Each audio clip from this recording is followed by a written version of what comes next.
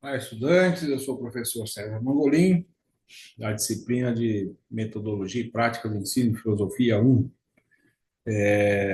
Nessa primeira parte da disciplina, vocês têm ah, uma passagem ali, né, por uma reflexão sobre questões importantes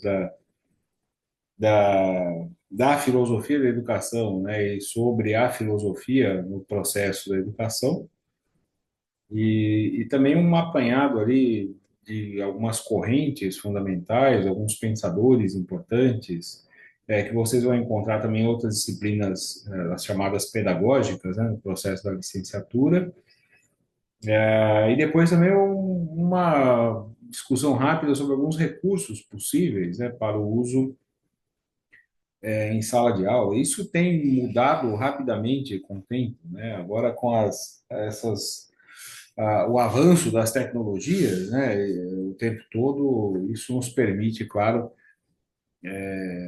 utilizar de maneira criativa, né, recursos distintos aí em sala de aula, né? Mas existem alguns recursos e a gente mantém aquilo ali no material didático que eles vão caindo um tanto em desuso, né, na medida em que a gente avança, né, essa pirotecnia, né, da tecnologia, o, e a internet, essa coisa toda, algumas coisas que elas são que caíram em desuso, né, mas que elas são bastante importantes ainda, né?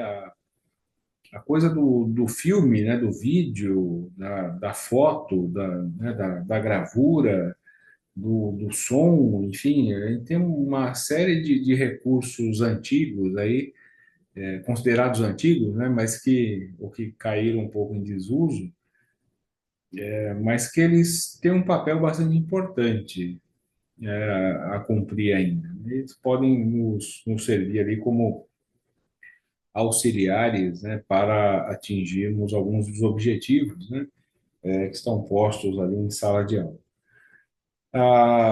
Enfim, vocês já estão no processo final, né? A ideia é a gente tem essa conversa hoje, outra semana que vem. Você já entra em processo de prova a partir de amanhã, de prova final, né? Avaliação presencial. Então, a intenção é que a gente vá fazendo aqui hoje, a semana que vem, um fechamento, né, da disciplina e reflexões que nós já percorremos ao longo das videoaulas e do material didático, mas destacando aí aspectos que nos parecem importantes. E hoje, em particular, eu queria insistir em um tema que no nosso tempo, infelizmente, é recorrente, né? Que é uma dada pressão que a filosofia sofre na educação básica, né? No ensino superior também, tá? Existe também essa mesma, uma dada percepção da filosofia, que nós vamos mencionar aqui já, mas que na educação básica tem tido uma pressão maior, né? Com a retirada de carga horária, né? De aulas, etc. Em alguns estados aparece ali como um tema transversal, desaparece totalmente, depois volta. Em alguns lugares ela permanece, mas perde, né, em carga horária e assim vai. E há uma dada defesa da permanência da filosofia, que é bem intencionada, né? Uma dada defesa da permanência da filosofia, da sociologia e disciplinas desse tipo, da história, que acaba sofrendo também, né, com essa pressão.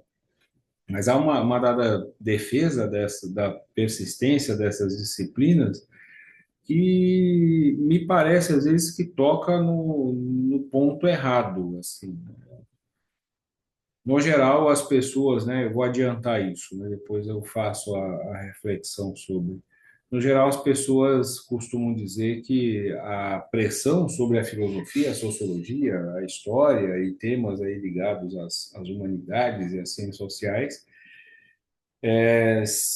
seriam retiradas dos currículos porque elas teriam um papel de formar uma massa crítica nos estudantes, né? Uma capacidade de reflexão que colocaria a ordem em risco ou que aumentaria a capacidade de questionamento dos estudantes, etc. Que essas disciplinas podem cumprir isso, não tenho dúvida, é possível, não é? É possível, não é que elas façam isso pura e simplesmente, né? Isso depende de uma porção de coisas. Mas me parece que não é por isso que acontece essa retirada, né? A motivação é outra. Então, às vezes, nós lutamos, e eu acho que é razoável que a gente lute, né, pela permanência dessas disciplinas nos currículos, mas eu acho que às vezes nós lutamos a partir de um pressuposto que não é o central, e isso pode até enfraquecer um tanto a nossa reivindicação, até nesse sentido. O, e aí o tema que eu deixei ali para uma das atividades de vocês, né, relacionava a educação ao trabalho, né? Então, essa ideia de uma educação voltada para o trabalho, né? Que as pessoas tratam disso como se fosse, é isso mesmo, né? Então, e no geral é isso mesmo, né? A associação entre escolarização e emprego, né? A escolarização e conseguir um espaço no chamado mercado de trabalho, né? Ela é bastante antiga. Ela funcionava muito mais há algumas décadas, né? Então, eu, por exemplo, eu faço 53 anos esse ano. Eu sou filho, provavelmente, assim, se a gente pensar em áreas urbanizadas do Brasil, né? Então, em áreas que ali nos anos 60, 70 estavam predominantemente urbanizadas, regiões industrializadas e tal. Aqui no Brasil, então, quem nasceu ali na década de 40, 50, uma geração que nasceu majoritariamente em áreas rurais e que depois, né, boa parte dela migrou, né, para áreas urbanizadas pelas necessidades da vida, como nós bem sabemos. Essa geração dos anos 40 e 50, eu me refiro, evidentemente, né, particularmente, né, às famílias de trabalhadores, são gerações desescolarizadas, quer dizer, são gerações que tiveram acesso ali a um processo da educação, mas que ia até o que nós chamávamos do ensino primário, né? Então, até a quarta série. Depois, na quarta série, havia um exame de admissão para acessar o ginásio, e a maioria das pessoas parava exatamente ali. Essa geração que não teve acesso à escolarização, ela foi convencida mais rapidamente, mais facilmente, né, de que as dificuldades enfrentadas na vida, né, e até para a alocação no tal mercado de trabalho, se devia à falta de escolarização. Daí que nas áreas urbanizadas eles vão transmitir para os filhos que vão nascer ali do final da década de 60, começo de 70 para diante, não é meu caso, eu nasci em 72 e tal, eles vão transmitir para essa geração a ideia de que as dificuldades todas estavam no fato de não terem acesso à educação. Portanto, né, havendo acesso à escolarização, a vida seria necessariamente melhor.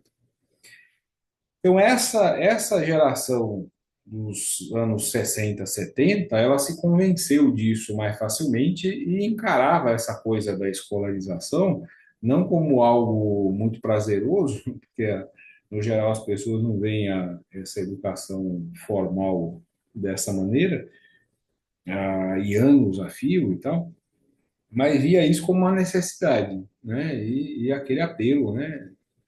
Renitente de que isso era fundamental e sem isso não haveria condições de vida um tanto melhores.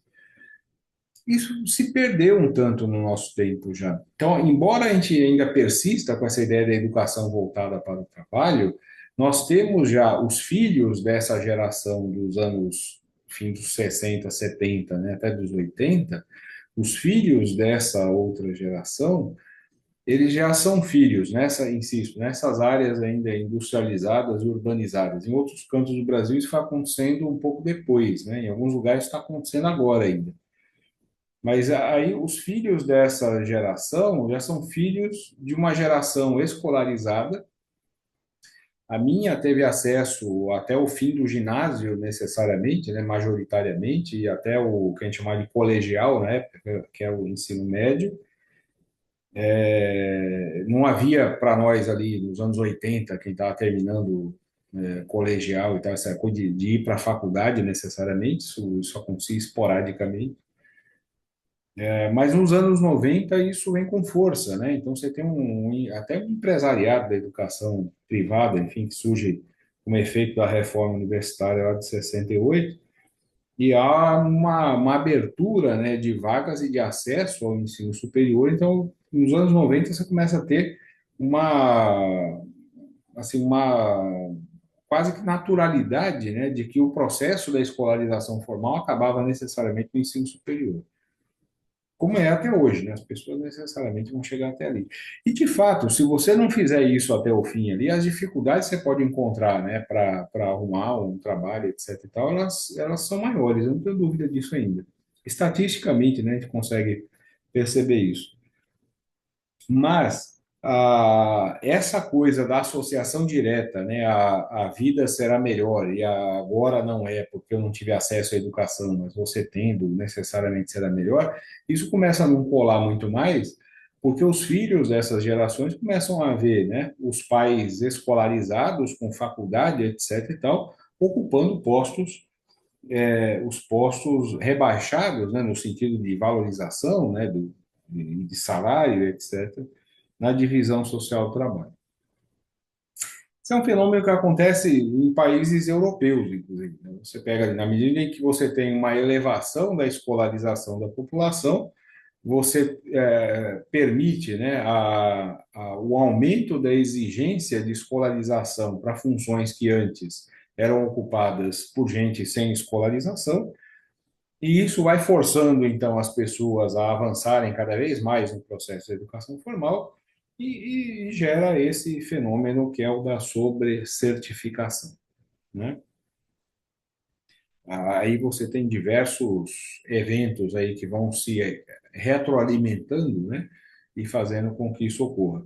Então, profissionais que não fizeram ensino superior se veem obrigados a fazer já mesmo numa idade mais adiantada, porque os que estão chegando têm o ensino superior e ele se vê ameaçado ali na permanência no emprego, a exigência dos concursos públicos, enfim, e do acesso a determinados postos desde os setores de gestão, mesmo seja de reprodução simples de alguma coisa, né? Isso tudo vai aumentando a exigência de certificação e as pessoas vão se vendo também obrigadas a avançar. Mas o apelo, aquele apelo, da maneira como ele ocorria, né, há algumas décadas, da associação entre educação e mercado de trabalho, ele perdeu um tanto força. Tanto perdeu força que a educação básica passou a enfrentar problemas gigantescos, né, que os educadores vão chamar de problemas disciplinares, né, porque a escola vai perdendo determinados mecanismos de repressão, né, tradicionais, né, que é o da reprovação, o da prova, etc. e tal, e essa pressão fundamental, né? Olha, se você não passar por isso aqui, você vai ter grandes problemas, né? À medida que essa geração nova vai percebendo que as coisas não funcionam exatamente assim, né?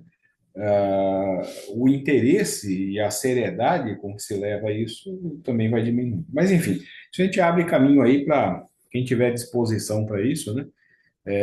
Há já, né, um conjunto grande de pesquisas nessa área refletindo sobre esses temas todos e desmistificando, né, algumas coisas da educação. As pessoas tendem a romantizar, né?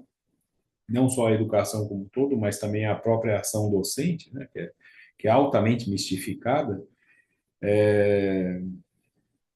não é vista como um trabalho, né? E o professor, a professora como um trabalhador, uma trabalhadora, né? Mas visto ali, né? Quase como se fosse uma tarefa sacerdotal, né? Alguma coisa desse tipo. Então, essa mistificação ajuda a gente coloca dificuldades, né? Para que a gente possa refletir sobre essas coisas de maneira mais objetiva, né? Mas enfim, o mas a educação continua voltada para o trabalho, né? Eu vou tentar aqui hoje sintetizar isso e na próxima semana a gente desenvolve isso melhor. A grande questão é assim, o que que significa, né, essa ideia de educação voltada para o trabalho? Acho que isso aí nos dá a resposta principal. O que que se entende quando alguém defende isso, né? Primeiro, define uma vinculação direta, né, entre escolarização e arrumar um emprego. Isso vai tornar o processo de escolarização, tendo esse objetivo, né, exclusivo, como um treinamento, né? E como, ou no mínimo, como uma tarefa, um castigo que se deve cumprir para que se possa depois atingir esse objetivo. Sempre que nós temos um objetivo oposto ali, nós vamos tentar encontrar os caminhos mais fáceis, mais rápidos, né, e que nos permitam chegar a esse objetivo da maneira também mais rápida e mais fácil. Quando o objetivo do processo educacional não é a construção do conhecimento e de valores éticos, etc., etc., mas encontrar um emprego ali no final, é claro que essas questões elas são postas de lado, né? E elas não podem de lado por maldade, por desinteresse, não pode de lado porque o objetivo não passa por isso, né? O objetivo do processo, quando posto assim, não é estudar, não é apreender conhecimento, né? E refletir sobre isso. É cumprir uma tarefa para atingir outro objetivo lá em cima. O Aristóteles dá um exemplo disso de maneira positiva, né? Quando ele fala da eudaimonia na Ética Nicômaco, né? Você tem um objetivo, você vai percorrer esse caminho para atingir isso ali, né? Então, se o objetivo não é estudar, e estudar entendido como apreensão de conhecimento e reflexão sobre isso, e construção, né, da capacidade de refletir, etc. Se o objetivo não é esse, isso não será feito, evidentemente, né? Esse é o primeiro problema. A educação do trabalho ela tem então uma dimensão técnica e a técnica entendida como algo imparcial, neutro, né, como algo que você aprende para que aplique nos lugares devidos. Portanto, né, isso nos leva a uma dimensão aplicada, né, e de conhecimentos que podem ser aplicados. É a ideia assim, né? Olha, o que eu estou aprendendo aqui, o que importa nesse processo, então, né, os mais bem intencionados, né? Não, eu vou aprender alguma coisa. O que eu preciso aprender? Eu preciso aprender o que eu posso aplicar. Aplicar onde? No mercado de trabalho, né? Para conseguir me ajustar melhor ali, da melhor maneira possível, para conseguir sobreviver, o que é legítimo, né? Todos nós precisamos nos preocupar com isso. Mas essa dimensão do conhecimento do que pode ser aplicado retira, evidentemente, né, de cena coisas que nós chamaríamos de valores fundamentais, né, de pressupostos teóricos fundamentais que constroem a, a nossa espécie dentro do processo civilizatório. Isso não está posto em questão, né? Quer dizer, isso não importa nesse sentido. E essa ideia da educação para o trabalho também ela gera um dado condicionamento, né? Quer dizer, as pessoas também elas são nesse processo elas são condicionadas, né, desde já que elas vão adquirindo ali determinadas atitudes e formas de pensar e agir que são adequadas ao mercado de trabalho que é posto como objetivo, né? E, de novo, né, os valores e a reflexão e a capacidade crítica e de questionamento sobre essas coisas, isso acaba sendo posto de lado e não é valorizado nesse processo, né? Então, a pressão que existe sobre a filosofia, a sociologia, a história, as ciências humanas, não é a de que essas disciplinas formariam necessariamente cidadãos críticos e que pensariam em transformações sociais, etc. Não é nem mesmo a ideia que algumas pessoas têm de que isso formaria ali a massa dos estudantes na esquerda política, né, em qualquer um dos seus das suas ramificações que pensariam em transformações sociais, uma luta contra o capitalismo, qualquer coisa desse tipo. Não vamos esquecer que na filosofia, na sociologia tem isso, enfim, na história entende mais isso. Na filosofia nós temos determinados filósofos e correntes da filosofia que não levam exatamente no sentido contrário, né? Assim, um dos modismos filosóficos que nós temos no nosso meio é um alemão chamado Martin Heidegger, que era do Partido Nazista. Então, eu não sei o que uma filosofia produzida por alguém que fazia parte do Partido Nazista pode ajudar a formar gente, uma massa necessariamente de esquerda e qualquer coisa assim. Então, assim, a questão que está posta também não é essa, né? Se você vai formar gente de esquerda ou de direita, né? Vai formar essas pessoas politicamente e para tomar posição nesse sentido. Não esqueçamos que aqui no Brasil nós temos uma corrente, e eu nem chamaria isso de filosofia, mas enfim, que chamam de filósofo um sujeito que é um dos porta-vozes dessa nova direita mais histriônica e com tendências fascistizantes e tal, que morreu recentemente. Então, a filosofia, pior que a sociologia ainda e que alguns campos da história, ela possui tendências muito ruins nesse sentido, né? Algumas são psicologizantes, individualistas, que levam a disposições egocêntricas, assim, às piores, né? Há uma certa desilusão diante da vida, da existência e, de novo, as saídas individualistas. Mesmo esses grandes modismos, né? O Nietzsche, que as pessoas gostam demais, pode levar a... Isso é um bom debate que nós podemos fazer depois. Leva necessariamente a posições desse tipo, né? Quando estudado com devido carinho. Mas, enfim, então não é verdade que a filosofia vai necessariamente formar seres críticos e tal, e reflexivos e que vão questionar a ordem. Você pode formar gente que vai se ajustar muito bem à ordem e tornar a ordem até muito pior do que a gente pode imaginar. Então, o problema não é esse. Se filosofia formasse revolucionários, ele tinha feito umas 5 revoluções em todos os países do mundo, né? Não é isso. E a escola não tem condições de cumprir esse papel também. Então, a grande questão, né, a pressão que se tem sobre a filosofia, a sociologia, etc., é de que isso parece, para esses setores, algo desnecessário. E não só para os setores que organizam, né, o currículo escolar e os objetivos da educação, mas isso vai aparecer também para a população, no modo geral. Há um dado desdém, né, mesmo na faculdade, para as disciplinas. Você entra lá num curso das áreas de gestão, mesmo nas áreas da comunicação social e tal, você tem lá do direito ou qualquer coisa, você tem lá as disciplinas específicas, o curso lá e tal, aí aparecem lá aquelas disciplinas que são comuns e obrigatórias, né? Você tem lá uma de sociologia, uma de filosofia e tal.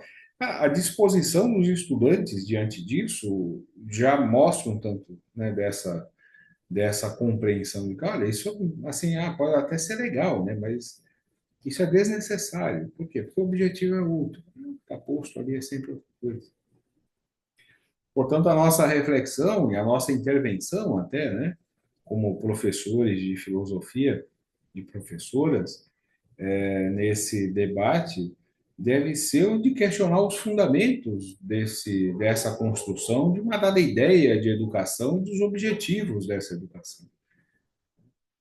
O que está em questão, então, não é a filosofia ou a sociologia ou a história em si, né? Não são essas coisas que oferecem qualquer tipo de risco ou de problema. O que está posto é o pressuposto fundamental, né?